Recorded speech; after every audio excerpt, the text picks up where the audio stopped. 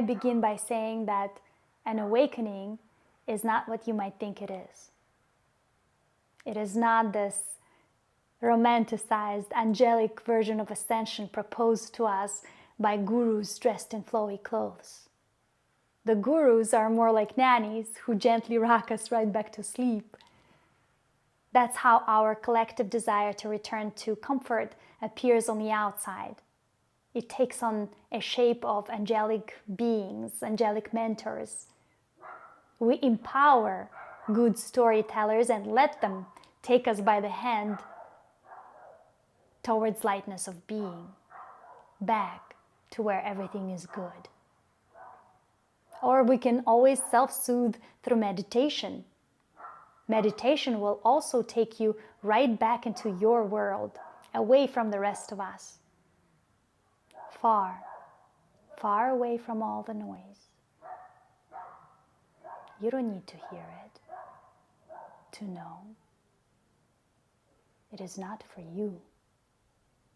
You are an ascended being. So don't worry. Be happy and breathe. 3, 2, 1. Off you go. I guess we all need a break from this madness once in a while, myself included. But the true awakening is your awakening to the harsh truth around you, present right here, right now, and throughout history. A true awakening is an acknowledgement of our complete lack of action when it comes to the addressing of massive elephants that have been filling up spaces around our cozy abodes.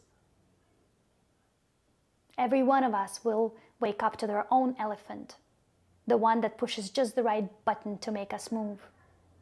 To me, it is the genocide of indigenous people, men, women, and children, the stealing of their land, and a complete lack of acknowledgement of this history when it comes to educating of ourselves and our children. That is the elephant that I can't ignore, because I adore nature and people who love her, and indigenous people were nature's stewards. They've gotten as close to her as anyone could ever get. They formed a special bond with their environment. They could have taught us about that sacred bond, how to achieve it. They could have taught us about equal give and take, reciprocity. But instead of learning from them, we severed their bond with their land by taking her away from them. I don't know how I'm just learning about this. I'm 40, and I feel like a kid who just found out that despite of living together, her parents were secretly divorced for years, and that in truth they can't stand each other, and that one of them tried to kill the other a few years back in order to take over the house and the land and other possessions.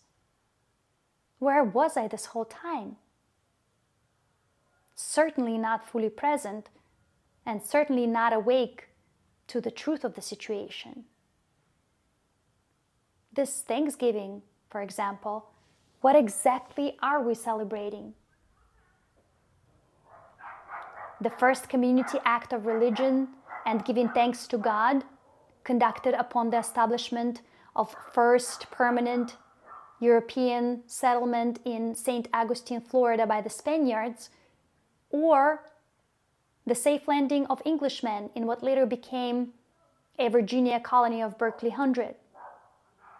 Or maybe we're celebrating a make-believe story about indigenous people and pilgrims coming together, a story that never happened as we know it, as it was portrayed to us, a story carefully crafted over many years with cherry-picked information, a story meant to resettle us into slumber, with our bellies full, our families by our side, our hearts overflowing with patriotism inspired by a national holiday of gratitude.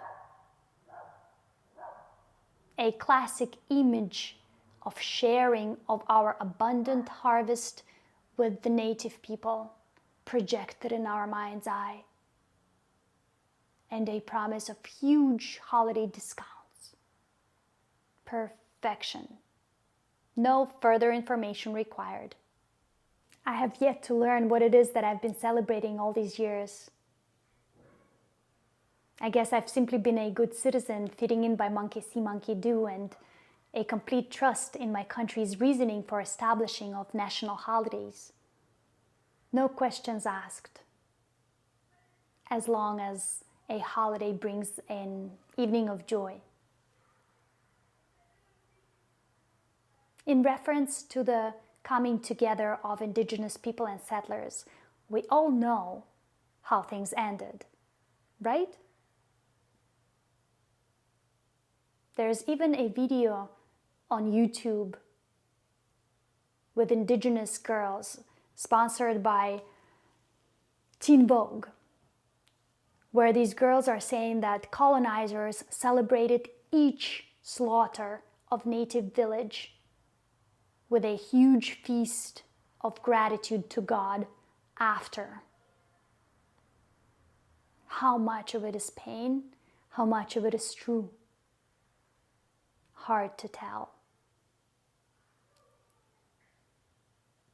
But many respectable indigenous men and women have spoken, and their accounts are horrific. Now that I'm awake to this truth, I am filled with questions, and my appetite is gone.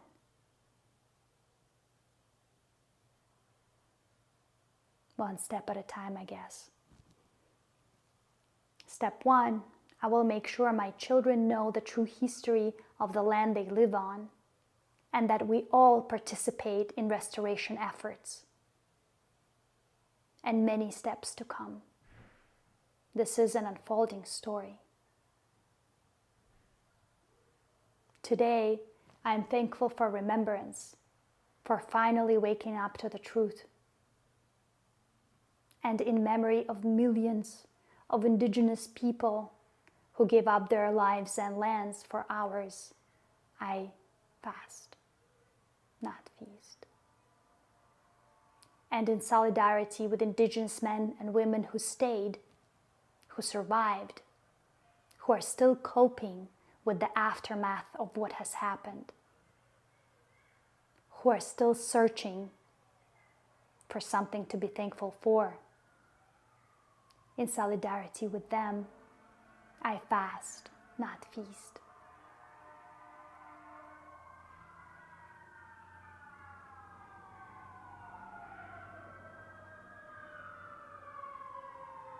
And when this fast is over, in honor of Indigenous People Heritage Month, I will prepare an indigenous meal made with all traditional native ingredients.